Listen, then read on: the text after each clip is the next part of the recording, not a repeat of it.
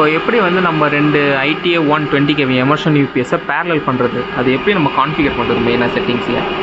So பிஃபோராக நம்ம வந்து யூபிஎஸ்க்கு அது என்னென்ன தேவைகள்னா, 2 யூபிஎஸோட பவர் சோர்ஸ் ஏசி சோர்ஸும் காமன் சோர்ஸாக இருக்கணும்.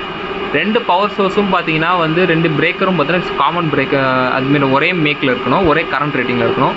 அவுட்புட் பிரேக்கரும் அதே மாதிரி தான் வந்து நமக்கு வந்து as usual same brand same make same current ரேட்டிங்கில் இருக்கணும். அதுக்கு வந்து 2 இண்டிவிஜுவல் பிரேக்கர் இருக்கணும், ஓவரால் காமன் பிரேக்கர் இங்கே இருக்கணும். ஸோ அங்கே இருக்கிறது வந்து 2 இண்டிவிஜுவல் பிரேக்கர், இங்கே பக்கத்தில் இருக்கிறது ஓவரால் 2 யூபிஎஸோட அவுட்புட் காமன் ஆகிற மெர்ஜ் ஆகிற இடம்.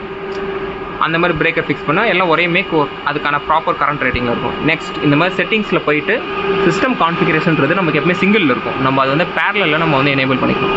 இப்போ நான் வந்து பேரலல் செலக்ட் பண்ணதுனால பேரலல் இங்கே காமிக்குது. அதே மாதிரி 2 யூனிட் நான் பேரலல் பண்ணியிருக்கேன். நம்பர் ஆஃப் யூனிட்ஸ் அப்படின்றது நீங்கள் 2 யூனிட்ல ஃபிக்ஸ் பண்ணணும். ஃபிக்ஸ் பண்ணதுக்கப்புறமா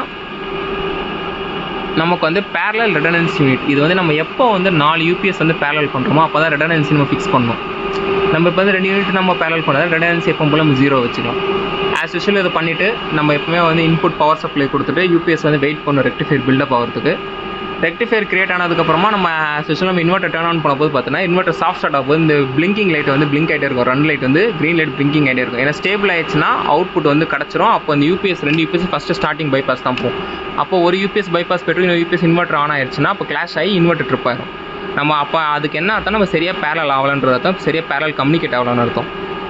நமக்கு வந்து பிளிங்கிங்கில் இருக்க போது இன்னொரு யூபிஎஸ் நம்ம டர்ன் ஆன் பண்ணும்போது பார்த்தீங்கன்னா நமக்கு வந்து இன்வெர்ட்டர் வந்து 2 அட் அ டைமில் வந்து ரன் லைட் வந்து ஸ்டேபிள் ஆகிட்டு அவுட்புட் ப்ரொடியூஸ் ஆகும். ஸோ இதுதான் பேரலல் பண்ணுறதுக்கான ப்ரொசீஜர்.